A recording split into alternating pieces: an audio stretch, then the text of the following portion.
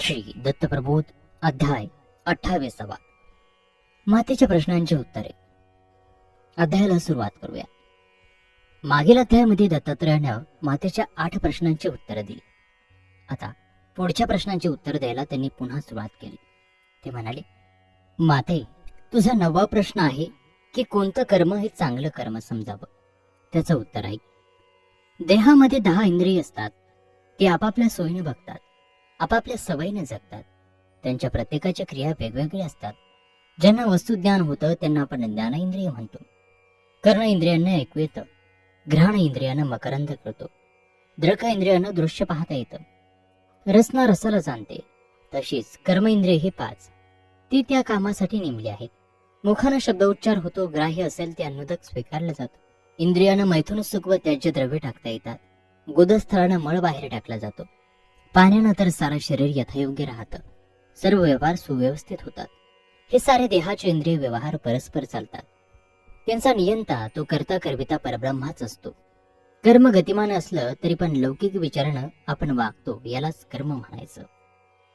आता अकर्म म्हणजे काय ते पाहूयात. खरं तर प्रारब्धानं कर्म घडत असतं. लाभ किंवा हानी हे सुद्धा कर्मामुळेच घडते. आणि अंतःकरणात दुःख, क्षोभाच्या, लोभामोहाच्या लाटा निर्माण होतात. जे काही घडतं ते आपल्यामुळेच. आपणच घडवतो. आपणच हा इंद्रिय व्यापार चालवतो, यश संपादन करतो.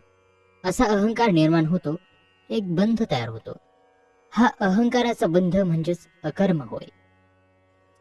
कर्म 3 असतात, रज, तम आणि सात्विक. रजोगुणी कर्म म्हणजे फलासक्ती ठेवून केलेलं कर्म. तिथं अहंकाराची लागण होते आणि सदैव अपेक्षा ठेवून लाभाचीच प्रतीक्षा केली जाते. तमोगुणी कर्म म्हणजे दारुण अहंकार असतो, त्यामुळे सतत दुःख, मनस्ताप सहन करावा लागतो. सात्विक कर्माची महती मात्र काय वर्णावे. जे जे घडेल, भोगावं लागेल ते सारं हरिहरपण आहे, या विनम्र भावाने ह्या प्रत्येचा माणूस भोगतो. लीन राहतो, दुःखातही डगमगत नाही, सुखात गर्वानं फुलून येत नाही. याचा हर्ष, खेद, सुख, दुःख आणि यज्ञयाग व तपदान हे सारं ईश्वर अर्पण असतं. फक्त विश्वात्मकाचा ध्यास त्याच्या मनी मानसी असतो. आता तप कशाला म्हणावे. अपरोक्ष ज्ञान म्हणजे तप होय. अपरोक्ष ज्ञानाचा विलास होऊन ब्रह्मरूप दृष्टीस पडतं. अंतर्बाह्य एकत्व आहे असं जाणवं लागतं. आत्मविवरणाचा विवेक प्राप्त होतो.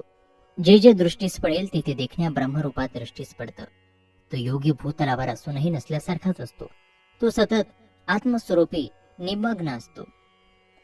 आता तुझा प्रश्न होता असुर कोण. जप, तप, पूजा, ध्यान, यज्ञ, याग, दान या साऱ्या गोष्टींचा जो विरोध करतो तो असुर होय. ज्याच्या मनात राग, द्वेष, अहंकार, काम, क्रोध, मद, मत्सर, दंभ आदी विकार थैमान घालतात, सर्व भावना वासनांवर आपलं वर्चस्व गाजवतात, ते असुर होत. आता ज्ञान म्हणजे काय ऐक. ह्याचं उत्तर ऐक. देहात 11 इंद्रिय प्रबल असतात. त्यासाठी मनाला सतत सावध, सतर्क राहावं लागतं. मनाला सतत विवेकाची कास धरावी लागते. सुकर्मी गुंतवावं लागतं. आडमार्ग, वाममार्ग रोधून धरावे लागतात, नाहीतर इंद्रिय सैरावैरा धावतात. या इंद्रियाचं धावणं दोन्ही मार्गाने होतं. हे दोन्ही मार्ग म्हणजे सुमार्ग आणि कुमार्ग. इंद्रिय कुमार्गाला लागली की त्यांना नानाविध भोग भोगावे लागतात, शिनावं लागतं आणि सर्व चराचरात अनुरेणूत परमात्मा व्यापून उरला आहे असं जाणवतं. स्वयंभेदपणा हरपून जातो. हेच खरं ज्ञान होय. आता अज्ञान म्हणजे काय बघ. जगात चराचरात प्रत्यक्ष चैतन्य तत्व ठाई ठाई व्यापलं आहे. ते पिंडात आहे, तसं ब्रह्मांडात आहे.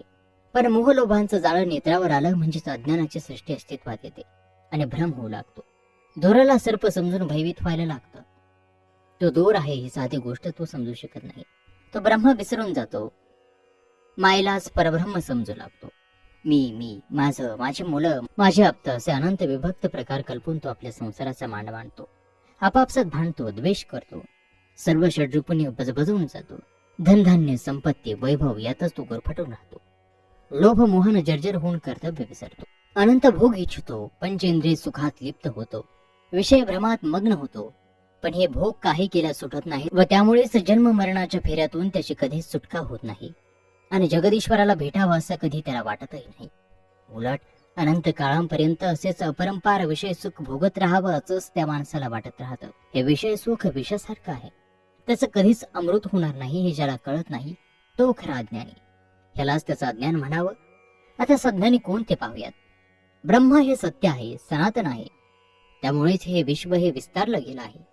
धर्म कर्म विकर्म अधर्म धर्माधर्म कृत्य कृत्यांचा वर्म आगम आणि निगम उत्पत्ती आणि लय हे सारं सारं तोच आहे. गती सुगती अवगती मती सुमती कुमती देह आणि इंद्रियाच्या प्रत्यय या सर्वांचं कर्तृत्व कारण तोच आहे. अब्रह्मास्तंभपर्यंत सर्वांतरे तोच व्यापलेला आहे. करता करविता सर्वांगत तोच आहे. मूळ पदार्थी अविनाशी विश्वात्मक तोच आहे. हे जो जाणतो तोच ज्ञानी होय. आणि अशा प्रकारे श्री दत्त प्रबोध ग्रंथातील हा 28वा अध्याय या ठिकाणी समाप्त होत आहे. उर्वरित प्रश्नांची उत्तरं आपण पाहूयात पुढील 29व्या अध्यायात. तोपर्यंत नमस्कार, धन्यवाद. श्री गुरुदेव दत्त.